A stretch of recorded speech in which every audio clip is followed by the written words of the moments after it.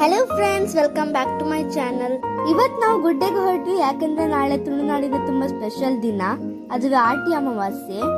ನಮ್ಮ ತುಳುನಾಡಿನಲ್ಲಿ ನಾವು ಆಟಿ ಅಮಾವಾಸ್ಯೆಯ ದಿನ ನಾವು ಪತ್ರೊಡೆ ಅಂತ ಒಂದು ತಿಂಡಿ ಮಾಡ್ತೇವೆ. ಅದಕ್ಕೆ ಎಲೆ ತರ್ಲಿಕ್ಕೆ ಅದನ್ನು ನಾವು ಮರಕ್ಕೆಸುವಂತ ಒಂದು ಎಲೆ ಉಂಟು, ಅದರಲ್ಲಿ ಮಾಡೋದು ಪತ್ರೊಡೆ. ಅದಕ್ಕೆ ಅಪ್ಪ ಕೊಯ್ಲಿಕ್ಕೆ ಸ್ಟಾರ್ಟ್ ಮಾಡಿದ್ರು. ನಾನು, ಅವ್ವ, ಅಮ್ಮ, ತಮ್ಮನವರೆಲ್ಲ ಅದನ್ನು ಹೆಕ್ಕುತ್ತಿದ್ವಿ. ಎಲೆ ತುಂಬಾ ಫ್ರೆಶ್ ಆಗಿ ಗ್ರೀನ್ ಆಗಿತ್ತು. ಹೆಕ್ಕೆಲಾದ್ಮೇಲೆ ಅದನ್ನು ಒಂದು ಕಡೆ ಜೋಡಿಸಿಟ್ವಿ. ತುಂಬಾ ಎಲೆಗಳು ಸಿಕ್ಕಿತ್ತು. ಅಪ್ಪಂದು ಕೊಯ್ದಾದ್ಮೇಲೆ ಅವರು ಮರದಿಂದ ಇಳಿದ್ರು. ನೆಕ್ಸ್ಟ್ ನಾವು ಮನೆಗೆ ಬಂದ್ವಿ ಎಲ್ಲರೊಟ್ಟಿಗೆ.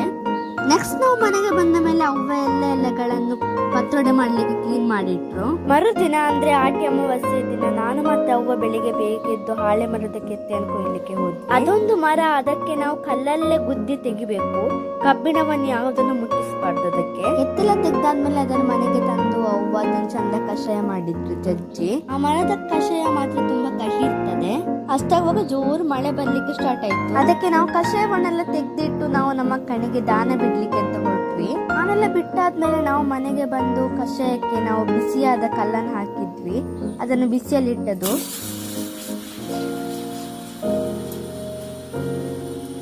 ಕಷಾಯವನ್ನೆಲ್ಲ ಕುಡಿದು ನಾವು ಮಾಡಿದ ಪತ್ರೊಡೆ ತಿಂದ್ವಿ. ಈ ನೆಕ್ಸ್ಟ್ ವಿಡಿಯೋದಲ್ಲಿ ಸಿಗ್ತೀನಿ friends. Until then take care, ಬಾಯ್.